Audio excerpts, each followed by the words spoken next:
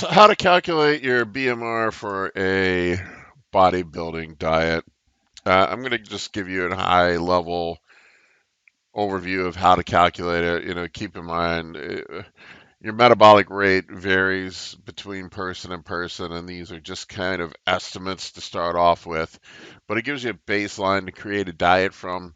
If you're going to create a diet, you need to know what your BMR is, or at least have a general idea.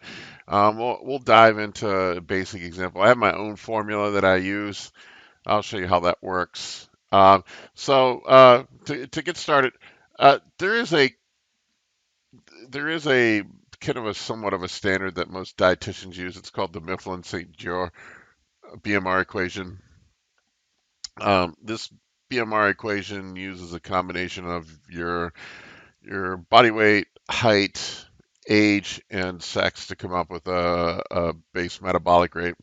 Um, I'm assuming that they're using the weight and height to come up with a body mass index of some sort and using that as a basis to create the diet from. That's fine for your average lazy fucking couch potato that sits around does nothing all day long and has no muscle mass.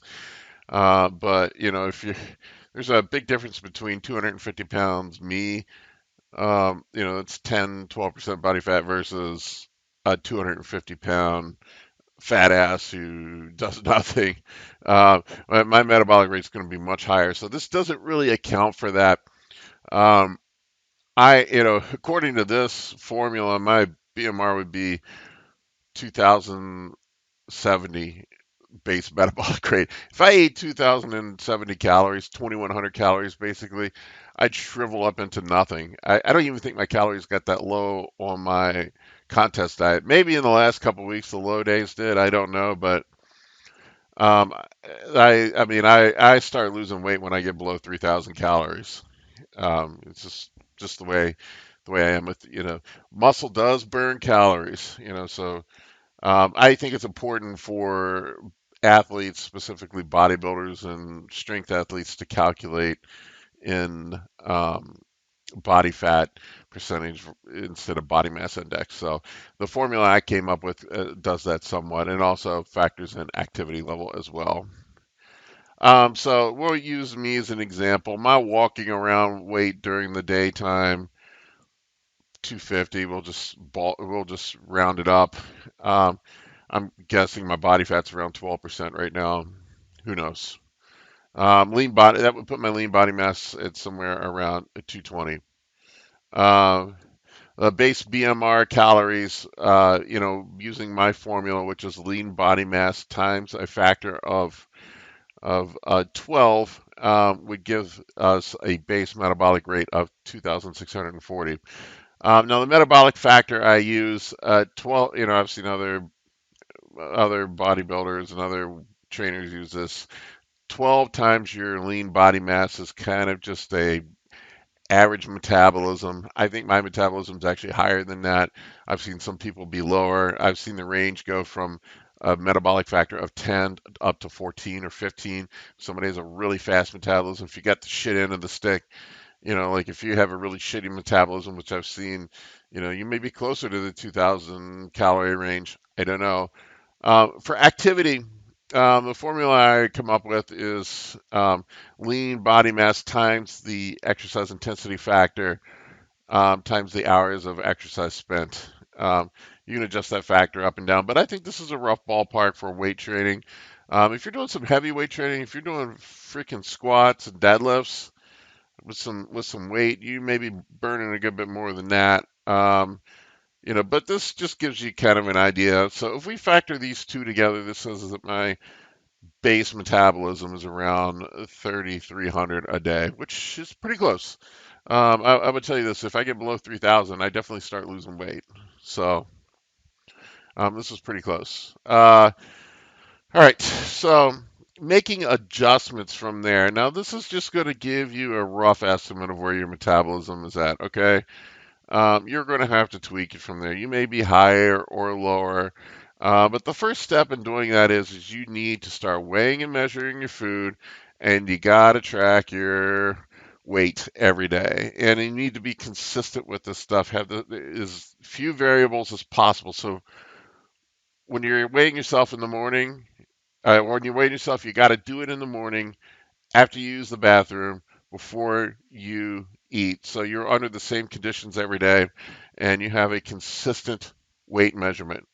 Progress pics help too. I would take those weekly, take them on the same day, at the same time of day, in the same light, in the same room. And for the love of fucking God, don't sit there and Photoshop stuff or play with the light, put filters on it, look for the perfect angles, suck in your gut. You're just lying to yourself at the end of the day. I don't know why people do that stupid shit for their progress pics. Just you know, do your normal self, and you want to do a front relaxed, a side relaxed, and a rear relaxed if you know what bodybuilding poses are. If not, you can just kind of wing it. Um, so after this, I would wait probably a week, maybe 2 weeks, and track your weight and see where you're at. Okay. If you're using the base metabolic rate and your weight hasn't budged, you know you've nailed it. Okay. If you start losing weight, going down, you know your metabolism or your activity level is higher than what you estimated, so you'll need to pull your calories up a bit. If uh, you start gaining weight, you know your metabolism is slower than what you thought, or maybe your activity level isn't as high as you thought, or maybe you're cheating and not weighing your food, or picking up a few bites here and there. That's a possibility. But you will need to make adjustments from there as well, pulling the calories down a bit. Don't stress over daily fluctuations. And I look at week by week trends. If the weight is trending down, trending up, staying static, that gives me a better indication of where we're at. Um, your weight can shoot up several pounds in a day if you eat a really salty meal, or if you eat more carbs than you normally do. Or let's say you are switching from a low carb or keto style diet over to a moderate or higher carb diet. You're going to gain some weight initially because of the extra glycogen you are uptaking into the muscle. And the opposite is true. I see all these keto assholes when they lose a bunch of weight when they first start doing a keto diet. Oh, look, I lost 10 pounds of fat in 1 week. You didn't lose fucking 10 pounds of fat in 1 week, okay? That's 35,000 calories worth of fat you burned. You did not burn 35,000 calories of fat in a week. You dumb fuck. It's just water weight, glycogen depletion. That's all it is, okay? Hormonal changes can cause weight fluctuations as well. Women with menstrual cycles, dudes that are altering their super supplements. Just something else to keep in mind. But look at trends.